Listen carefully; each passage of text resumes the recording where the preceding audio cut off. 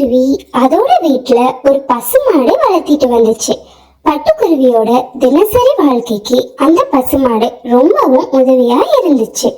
அந்த பசுமாடு கண்ணுக்குட்டி போட இன்னும் கொஞ்ச நாட்களே இருந்துச்சு. அப்போ மீனுக்குருவி, அம்மா அம்மா, எனக்கு பால் குடிக்கணும்னு ரொம்ப ஆசையா இருக்குமா, எப்ப நம்ம காமாட்சி பசு நமக்கு பால் கொடுக்கும்? மீனு, இன்னும் கொஞ்ச நாள் தான் இருக்கு, அதுக்கப்புறம் நீ தினமும் சுவையான பால் குடிக்கலாம்.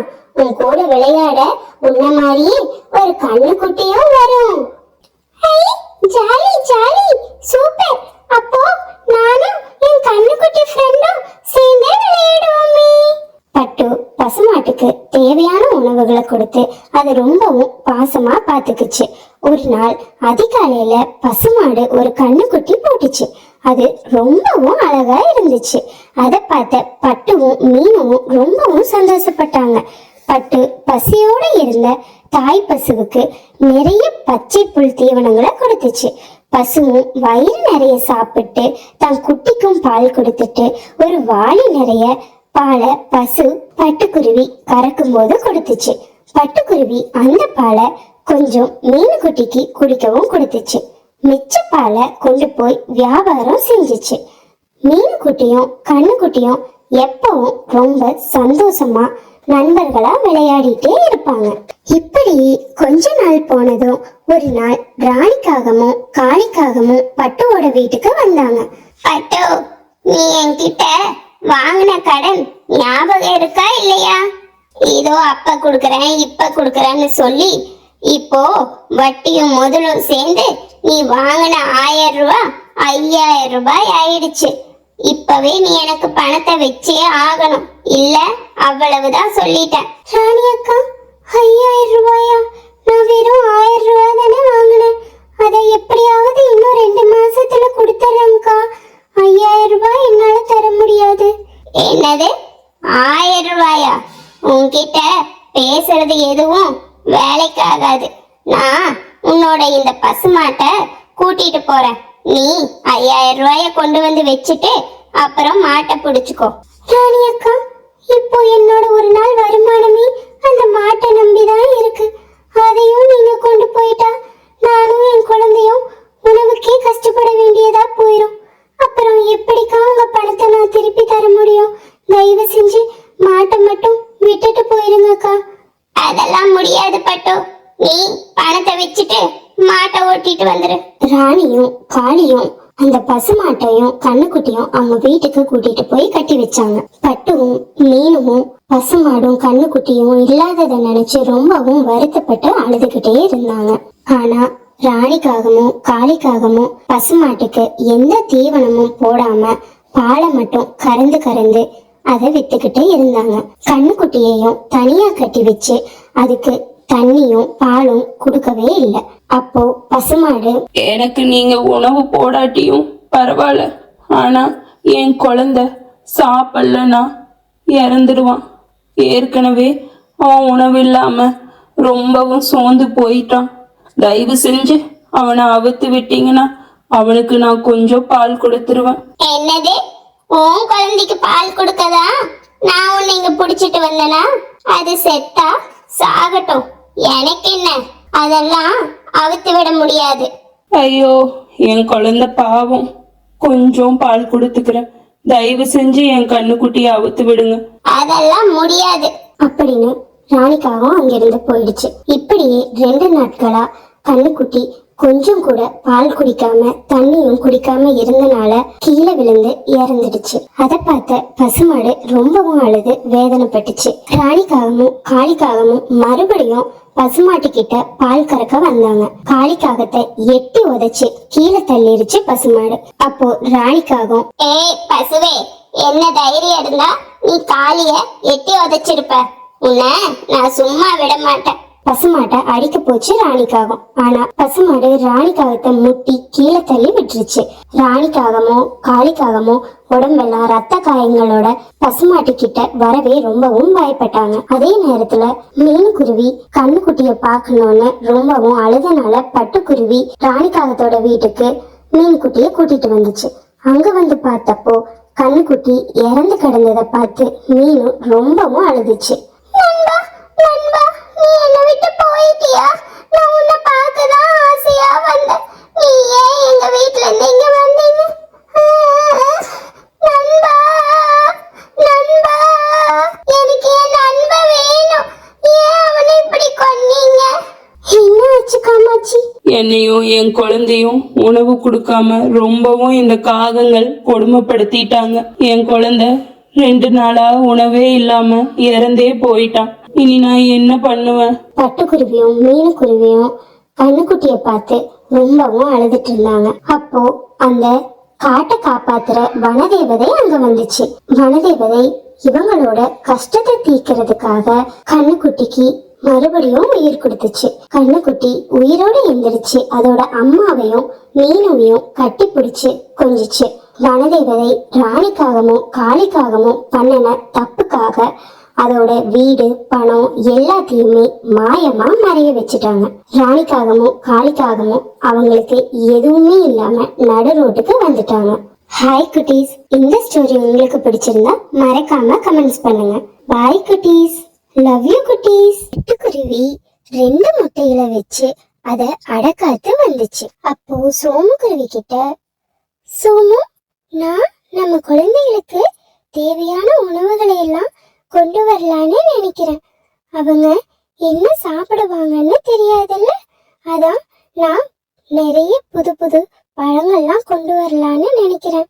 நான் போய் எல்லா உணவுகளையும் எடுத்துட்டு வரேன். நீங்க அது வரைக்கும் நம்ம குழந்தைகளை பத்திரமா பாத்துக்குங்க. சரி பட்டோ, நீ போய் என்ன வேணுமோ எடுத்துட்டு வா. நான் அது வரைக்கும் நம்ம குழந்தைகளை பத்திரமா பாத்துக்கிறேன். பட்டுக்குருவியும் பழங்கள் பறிக்க போயிடுச்சு. அப்போ முட்டுக்குள்ள இருந்து வித்தியாசமான சத்தம் வெளியே வந்துச்சு. அத பார்த்து சோமுக்குருவி ரொம்பவும் பயந்து போயிடுச்சு. பயந்து போய் சோமுக்குருவியோட அம்மாவை கூப்பிட்டுச்சு. அம்மா, அம்மா, இங்க வாங்கலேன். என்ன ஆச்சுன்னு தெரியல. உள்ள இருந்து ஒரு மாதிரி சத்தம் வருது. எனக்கு பயமா இருக்குமா. சோமு, பயப்படாதடா. அது உன் குழந்தைங்க முட்டையிலிருந்து வெளியே வர நேரமாச்சுன்னு நினைக்கிறேன். கொஞ்ச நேரத்துல வெளியே வந்துருவாங்க அப்படின்னு சொல்லிட்டு இருக்கும் போதே முட்டைக்குள்ள இருந்து 2 குருவிகள் வெளியே வந்துச்சு. அதுல ஒண்ணு பெண் குழந்தை, இன்னொன்னு ஆண் குழந்தை. அத பார்த்த சோமுக்குருவி ரொம்பவும் சந்தோஷப்பட்டுச்சு. ஆனா சோமுக்குருவியோட அம்மா பாட்டிக்குருவி, அடைச்ச 2 ஆம்பளை பையனா பிறக்குன்னு பார்த்தா இது என்ன பொட்ட பிள்ளைன்னு பிறந்திருக்கே, இது நமக்கு வேண்டாண்டா சோமு. இத கொண்டு போய் நான் எங்கேயாவது விட்டுட்டு வந்துடுறேன். என்னம்மா சொல்றீங்க? நான் இதுக்கு ஒத்துக்கவே மாட்டேன். பட்டு வந்தா நான் என்ன பதில் சொல்லுவேன்? இது என் குழந்தை. பொண்ணானாலும் ஆணானாலும் என் குழந்தைய எனக்கு வேணும். அடே அறிவு கெட்டவனே, புத்தி இல்லாம பேசாதடா. பொட்ட பிள்ளைய வச்சுக்கிட்டு என்னடா பண்றது? அவ கல்யாணத்துக்கு நகை சேர்த்தணும், நிறைய செலவு இருக்கு. அது நமக்கு வேண்டாண்டா. பட்டும் இங்க இல்ல. அவ வரக்குள்ள நான் கொண்டு போய் இந்த குருவிய எங்கேயாவது விட்டுட்டு வரேன். அம்மா, வேண்டாம்மா, நான் ஒத்துக்க மாட்டேன் அப்படின்னு சொல்லவே சோமுவோட பேச்சு கேட்காம பாட்டிக்குருவி அந்த பெண் குருவிய கொண்டு போய் ஒரு மலை மேல விட்டுட்டு வந்துடுச்சு. அப்போ பட்டுக்குருவியும் வீட்டுக்கு வந்துச்சு. பட்டுக்குருவி தன்னோட குழந்தைய பார்த்ததும் ரொம்பவும் சந்தோஷப்பட்டு அதை தூக்கி கொஞ்சிச்சு. ஆமா சோமு, நம்மளோட இன்னொரு குழந்தை எங்க? அது ஆனா பொண்ணா? கண்டிப்பா பொன் குழந்தையாதான் இருக்கணும். எனக்கு பெண் குழந்தைன்னா ரொம்ப இஷ்டம் சோமு. எங்க அவ? நான் பார்க்கணும் அப்படின்னு கேட்டதும் சோமு ரொம்பவும் அமைதியா இருந்துச்சு. எந்த பதிலும் சொல்லல. அப்போ பாட்டிக்குருவி, பட்டோ, நீ போனதும் ஒரு குஞ்சுதான் பொரிச்சுது. இன்னொரு முட்டையில அந்த குருவி செத்தேதான் இருந்தது. நீ அத பார்த்தா கவலைப்படுவேன்னு தான் நான் அதை கொண்டு போய் ஆத்துல வீசிட்டு வந்துட்டேன். அந்த குருவி பிறக்கும் போதே இறந்துடுச்சு அப்படின்னு சொல்லுச்சு. அதை கேட்டதும் பட்டுக்குருவி ரொம்பவும் சோகமாகி வேதனையில அழுதுச்சு. மலை மேல இருந்த அந்த பெண் குருவி தனியா இருந்தனால ரொம்பவும் பயந்துட்டு அழுதுட்டு இருந்தது. அந்த காட்டு வழியா வியாபாரத்தை முடிச்சிட்டு வீட்டுக்கு போயிட்டு இருந்த பேச்சிக்குருவி ஏதோ குழந்தை அழுகிற சத்தம் கேட்டு அங்க பாத்துச்சு. அந்த இடத்துல குஞ்சு குருவிய பார்த்ததும் பேச்சிக்குருவி, அடடா, யாராவது இந்த குழந்தைய கொண்டு வந்து இங்கோட்டு போட்டு போயிருக்கிறது? பாவம் இந்த குழந்தை, பச்சை மண்ணு, இத கொண்டு வந்து இங்க ஓடுறதுக்கு எப்படிதான் மனசு வருதோ? ஐயோ கடவுளே, எனக்கும் குழந்தை இல்ல, நானே இந்த குழந்தைய எடுத்துட்டு போய் வளர்த்திக்கலான்னு இருக்கேன். வாத்தங்க போலாம். பேச்சிக்கிளி பெண் குழந்தைய எடுத்துட்டு போய் அதுக்கு தேவையான உணவுகளை கொடுத்து ரொம்பவும் நல்லா வளர்த்துச்சு. இப்படி கொஞ்ச நாள் போனதும் பட்டுவோட பையன் சிண்டு அவனோட ஃப்ரெண்ட்ஸுகளோட விளையாடிட்டு இருந்தான்.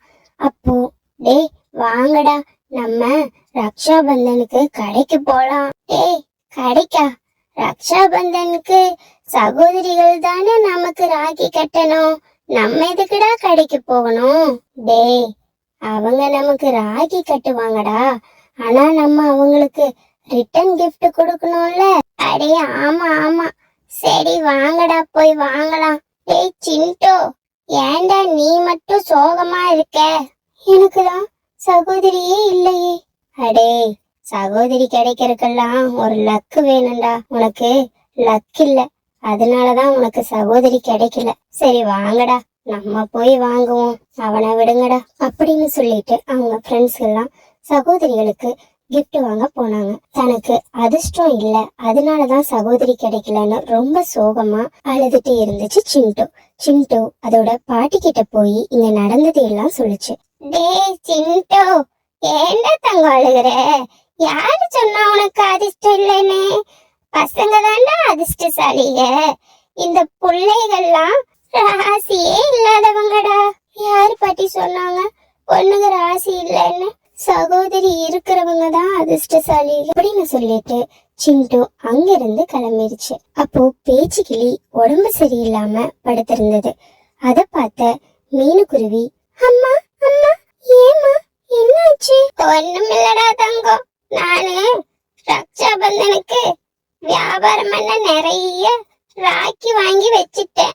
ஆனா இப்போ அம்மாக்கு உடம்பு முடியலடா, எப்படி அதையெல்லாம் விக்கிறதுன்னு தெரியல. அத நினைச்சாதான் கவலையா இருக்குதாங்க. அம்மா, உங்களுக்காக நான் அதை கொண்டு போய் வித்துட்டு வரேம்மா, நீங்க கவலைப்படாதீங்கம்மா. எப்படியாவது இன்னைக்குள்ள நான் எல்லா ராக்கியும் வித்துறேம்மா அப்படின்னு சொல்லிட்டு எல்லா ராக்கியும் கூடுக்குள்ள போட்டு வீடு வீடா கொண்டு போய் வித்துட்டு வந்துச்சு. ராக்கி வேணுமா? ராக்கி, நல்ல கலர் கலரான ராக்கி, எல்லாரும் வந்து வாங்குங்க. ரக்ஷா பந்தனுக்கு நிறைய டிசைன்ல இருக்கு, ராக்கி வாங்கலையோ? ராக்கி. பொழுதுக்குள்ள எல்லா ராக்கியும் வித்துடுச்சு மீனுக்குருவி. ஆனா ஒரே ஒரு ராக்கி மட்டும் மிச்சம் இருந்தது. அங்க நின்னுட்டு இருந்த சிண்டு குருவிய பார்த்ததும் சிண்டு குருவி கிட்ட போய், பையா, நான் ராக்கி விக்கிற பொண்ணு, எல்லா ராக்கியும் வித்துட்டேன், இந்த ஒரு ராக்கி மட்டும் மிச்சம் இருக்கு, இத நீங்க வச்சுக்கிறீங்களா? நீங்க இதுக்காக எனக்கு காசு கொடுக்கவெல்லாம் வேண்டாம். குருவி, எனக்கு சகோதரி யாருமே இல்ல, நீயே இந்த ராக்கிய எனக்கு கட்டி விடுறியா? சரி பையா, நானே கட்டி விடுறேன். மீனுக்குருவி சிண்டுக்கு ராக்கி கட்டி விட்டுச்சு. நீ எனக்கு ராக்கி கட்டி விட்டதுக்கு நான் உனக்கு பரிசு கொடுக்கணும்னு ஆசைப்படுறேன். நீ எங்க கூட என் வீட்டுக்குள்ள வா, என்கிட்ட நிறைய விளையாட்டு பொருட்கள் இருக்கு, உனக்கும் தரேன் அப்படின்னு சொல்லிட்டு சிண்டு குருவி மீனுக்குருவிக்கு பரிசு கொடுக்க வீட்டுக்குள்ள கூட்டிட்டு போச்சு. அப்போ பட்டுக்குருவி சிண்டு கிட்ட, சிண்டு, யாரு இது? ரொம்ப அழகா இருக்காளே, யாரு இந்த பொண்ணு? அம்மா, இது என் ஃப்ரெண்டுமா, இனிமேல் இவதான் எனக்கு சகோதரி, இவ எனக்கு ராக்கி கட்டி விட்டாமா. அத பார்த்ததும் பாட்டிக்குருவி, ஏய் சிண்டு, எதுக்குடா இவளை எல்லாம் உள்ள விடுற? முதல்ல வெளியே துரத்தி விடு, இவங்களை எல்லாம் வீட்டுக்குள்ள எல்லாம் விடக்கூடாது. பாட்டி, நீங்க சும்மா இருங்க, இது என்னோட புது சகோதரி, இனிமேல் இவ என் கூட தான் விளையாடுவா. அப்போ பட்டுக்குருவி, உன் அம்மா யாரு? நீ எங்க இருந்து வர? எனக்கு அம்மா அப்பாலாம் யாரும் இல்ல, என்ன யாரோ மலை மேல தூக்கி வீசிட்டு போயிட்டாங்க, பேச்சி அம்மா தான் என்னை எடுத்து வளர்த்துனாங்க அப்படின்னு சொல்லுச்சு. அதை கேட்டதும் சோமக்குருவிக்கும் பாட்டிக்குருவிக்கும் எல்லா உண்மையும் புரிஞ்சிருச்சு. அது பட்டுக்குருவியோட குழந்தைதான்னு தெரிஞ்சிருச்சு. சோமக்குருவி எல்லா உண்மைகளையும் பட்டுக்குருவி கிட்ட சொல்ல வந்துச்சு. அத பார்த்த பாட்டுக்குருவி, டேய் சோமு, என்னடா பண்ற? அமைதியாயிரு. அம்மா, என்னை தடுக்காதீங்க. நீங்க அன்னைக்கு அந்த தப்பு பண்ணும்போது நான் ரொம்பவும் அமைதியா இருந்துட்டேன். ஆனா இன்னைக்கு நான் அமைதியா இருக்க மாட்டேன். இதுக்கு மேல அமைதியா இருந்தா அந்த கடவுளே என்ன மன்னிக்க மாட்டாரு. பட்டு, மீனும் வேற யாரும் இல்ல, நம்ம குழந்தைதான். அம்மா தான் உன்கிட்ட போய் சொல்லி மீனுவை கொண்டு போய் மலை மேல விட்டுட்டாங்க. அத கேட்ட பட்டுக்குருவிக்கு ரொம்பவும் கோபம் வந்துச்சு. அழுதுகிட்டே பாட்டிக்குருவிய ரொம்பவும் திட்டி விட்டுச்சு. என்னையும் என் குழந்தையும் இப்படி பிரிச்சுட்டீங்களே, உங்களுக்கு எப்படிதான் மனசு வந்துச்சு? இனிமேல என் மூஞ்சிலேயே முழிக்காதீங்க அப்படின்னு சொல்லிட்டு பட்டுக்குருவி மீனுக்குருவிய கட்டி பிடிச்சு கொஞ்சிச்சு. அதுக்கப்புறம் சோமுவும் பட்டுக்குருவியும் பேச்சு கிளிக்கிட்ட போய் பேசி எல்லா உண்மைகளையும் எடுத்து சொல்லி மீனுக்குருவிய தங்களோட வீட்டுக்கே கூட்டிட்டு வந்துட்டாங்க. அதுக்கப்புறம் மீனுக்குருவியும் சிண்டுக்குருவியும் ரொம்ப சந்தோஷமா வாழ்ந்து வந்தாங்க. ஹாய் குட்டீஸ், உங்களுக்கும் அண்ணன் தம்பியோ தங்கச்சியோ அக்காவோ யாராவது இருந்தாங்கன்னா அவங்க பேரை கமெண்ட்ஸ்ல சொல்லுங்க. அடுத்த வீடியோல அவங்க பேரெல்லாம் பட்டுக்குருவி சொல்லும். நிறைய குட்டீஸ் சப்ஸ்கிரைப் பண்ணாமையே பாக்குறீங்க. ப்ளீஸ் குட்டீஸ், எங்களுக்காக சப்ஸ்கிரைப் பண்ணுங்க. பாய் குட்டீஸ், லவ் யூ குட்டீஸ், சேவ் த பேர்ட்ஸ்.